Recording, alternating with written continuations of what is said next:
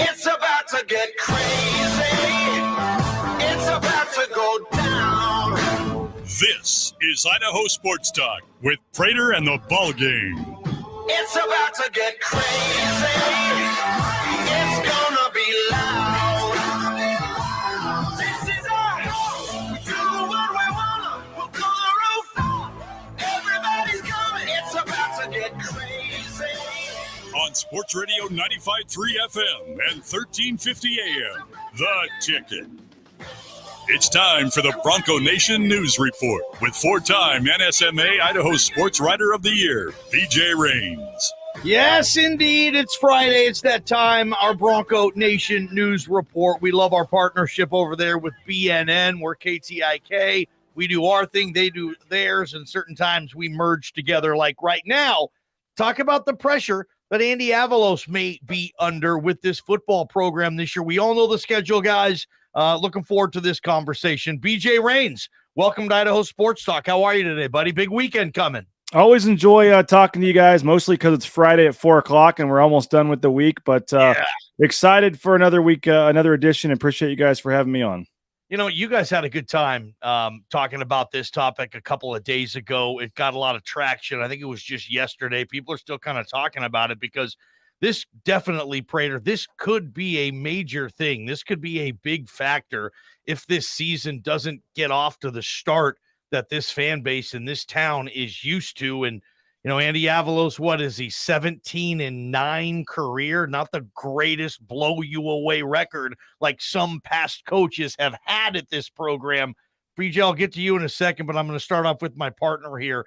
You know, where is the pressure on Andy Avalos going into year 3, Prater? I'll give you the answer that nobody probably really expects. I don't think there's any pressure other than just the regular pressure of a Boise State football coach and that position itself. It could go south in a hurry based on that schedule, but I also think there's some expectations and some reality about that schedule.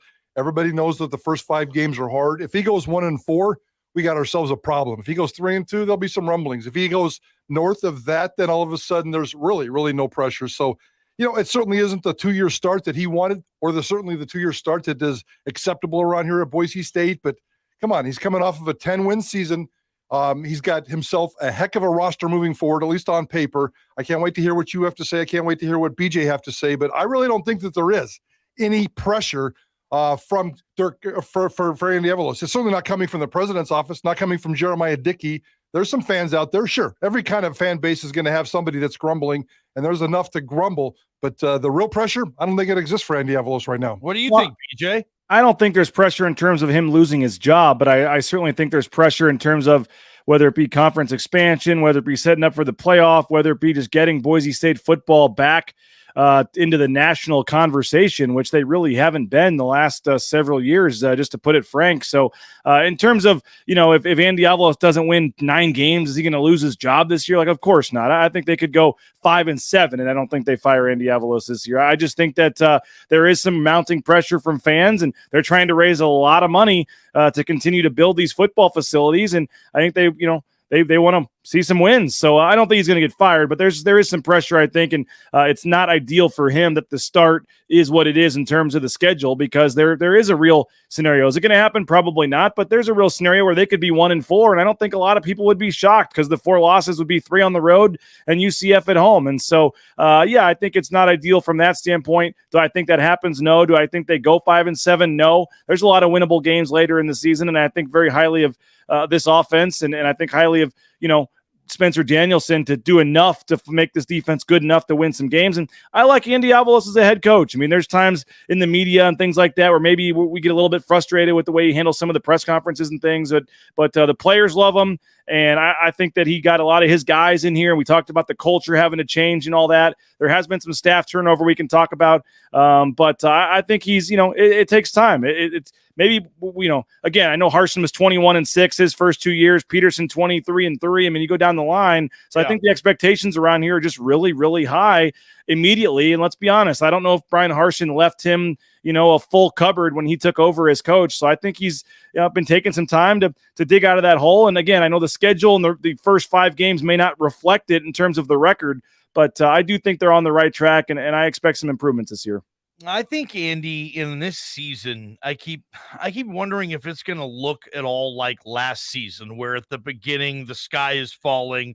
What are we going to do? What's going on? I mean, think about UTEP Friday night after that one, right?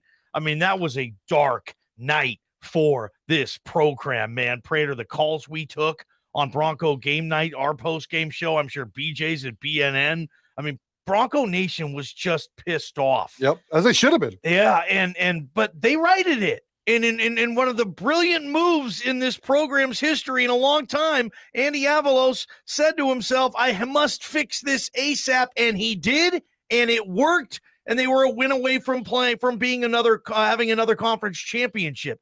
I think where it's going to come from is if it's similar, you might be 2-3. I think 2-3 is well in play. 1-4, I'll be a little surprised, Prater. I think you're going to get San Diego State or Memphis. I'll give them one of those games. You're going to get North Dakota. I'll go 2-3, but I've still never covered this team when they were 2-3. Neither has BJ.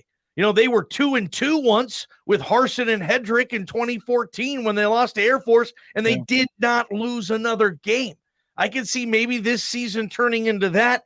With this Mountain West, guys, I look at Andy Avalos' pressure, and I don't think there's a ton either, because I really like them in the Mountain West this year. I think the league's down. I think they're going to play really well. And man, if they could just pick off a couple of those teams in the non-con, guys, I full well expect Andy Avalos to be in a very good position to be in a Mountain West championship game again this season. And I don't think there'll be any pressure, but not being nationally relevant, Prater, I don't know at what point that's going to matter, maybe more than it has, or that's going to be the next big thing. We got to matter nationally now because they haven't the last few years, as BJ said. Yeah, no, that's true. And I'm not sure if there's anything. I mean, if they beat Washington this year and go on a big-time run, they'll get a lot of national love. But outside of that, I'm not sure what they can do. For me, the arrow starts in 24 with the new playoff,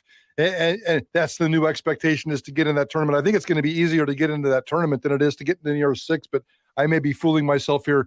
Guys, we can sit here, and BJ, you're right. Johnny, you're right. I'm right.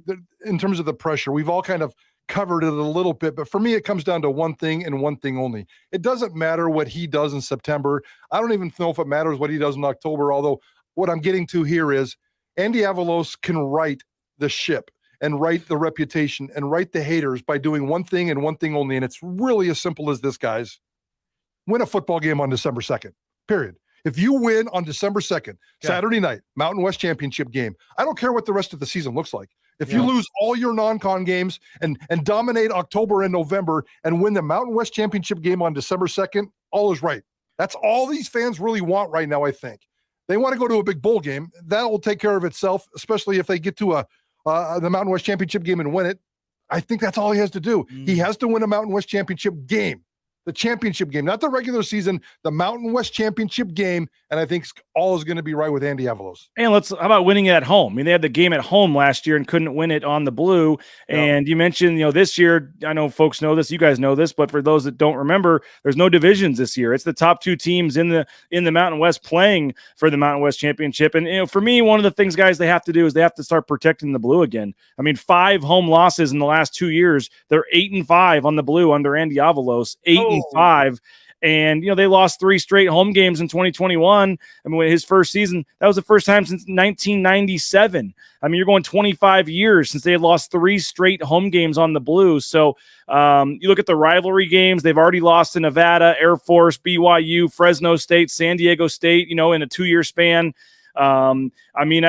Winning at home and beating the quote unquote rivals has been tough for them in 2 years. So I think it starts with protecting the blue, picking off some of the road games that you need to win like they have. I mean, they had a streak going where they had won ridiculous amount of road games within the conference in a row the last couple of years. And then you throw that in with taking care of business at home, and it was, okay, put them in the championship game. So, I just think that that's the big one for me, and that'll take care of what you're talking about, Prater, because if they don't find out a way to win on the blue, they ain't going to be in the conference championship game this year the way it's set up. So they got to win at home, and they got to beat some of these rivals in some of these quote unquote big games. And for me, that's 2 big things that I think really need to improve this year. Are you guys worried about the staff turnover? Or is that just typical college football? I mean, Prater, it feels like Boise State's always had to worry about staff turnover simply because they just haven't been able to pay the money that Power 5 conferences can make. BJ, Prater, staff turnover. Well, I mean, I'll say this. You're on 3 running backs coaches in 3 years. You're on 3 edge coaches in 3 years.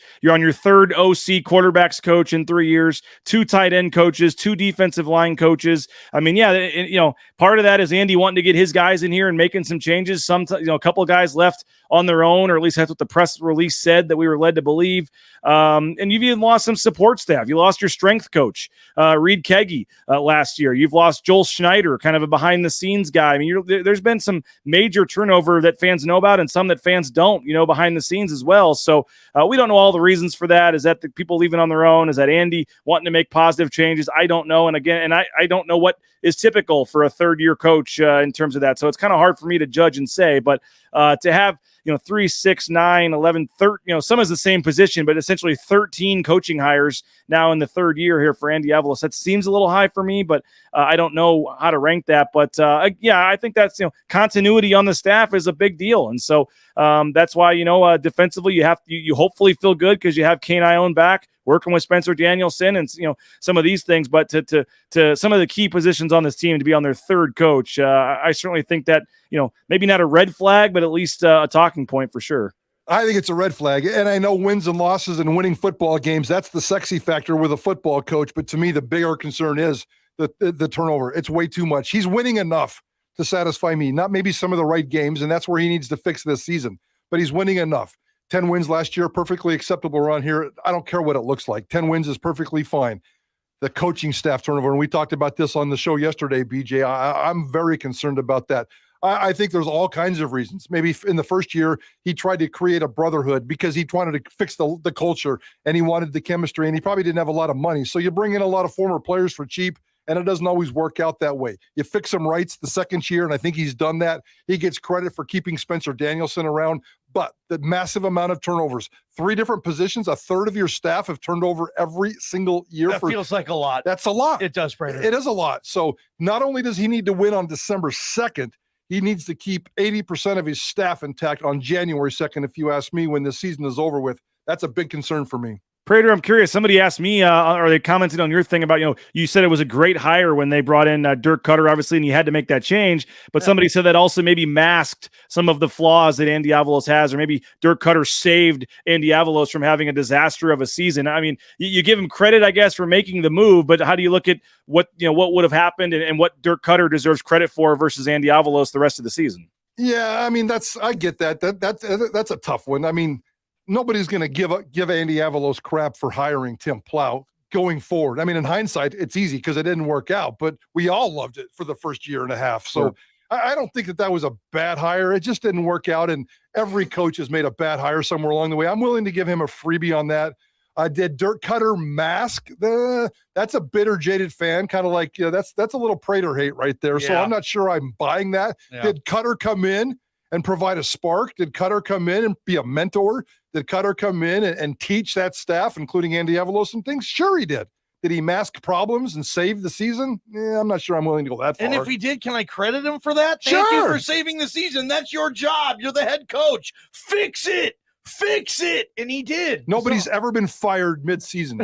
So he did something that's never been done in the history of Boise State football, and it literally saved the season. BJ, tell us quickly, the BNN golf tournament is down to a number of days. We're almost sold out, aren't we? Yeah, 2 weeks from today. Really looking forward to it. Timberstone Golf Course, June 2nd. And when we talked about it last week, I had a guy email me right after the show saying he heard us talking about it and he wanted in. So we got a couple of foursomes left in the afternoon. The hope is to see John Mallory wearing tennis shoes. That's our big goal. I just want to know, Johnny, you said last time you were going to go play 20 rounds after that. Have you played since? Not once. Okay. All right. Well, I'm glad we got you excited for it last year to get you back out there again this year. But looking forward to it. Coach Rice is going to be out there. A lot of the basketball coaches, some football players, Riley Smith, DJ Schramm. It's going to be a lot of fun. Tyson Degenhart participating in a celebrity shot on hole 17. So you can make a donation to charity, get a photo with Tyson Degenhart, and then have a chance to win some cool prizes if you can hit it within a target on the green there. So a lot of cool games, prizes, a lot of great local restaurants, food, drink, free swag. It's going to be a great day, and we got the afternoon session still available, and we'd love to have folks come out. You can get more information, bronconationnews.com/golf.